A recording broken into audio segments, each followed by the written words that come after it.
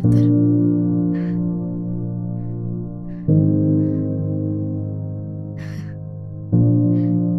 ఏంటి ఆఫీస్ నుంచి తొందర రమ్మన్నావు?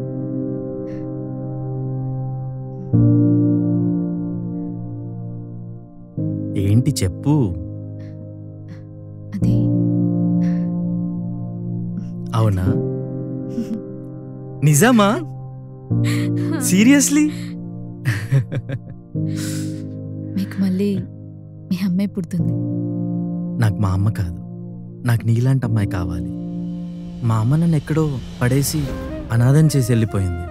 కానీ నువ్వు నన్ను మళ్ళీ మనిషిలా మార్చావు, నన్ను తీర్చిదిద్దావు. నాకు నీలాంటి అమ్మాయి కావాలి.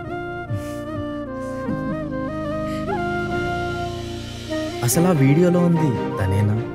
తనకు పుట్టుమచ్చ ఉందో లేదో అది నాకు తెలుసు, మీకు తెలియాల్సిన అవసరం లేదు. ఎందుకంటే తనతో కలిసి బ్రతికేది నేను ఎన్ని తప్పులు చేసినా తను నన్ను యాక్సెప్ట్ చేసింది. భూదేవిలా నా భారం మోసింది, ఇంకో ఛాన్స్ ఇచ్చింది.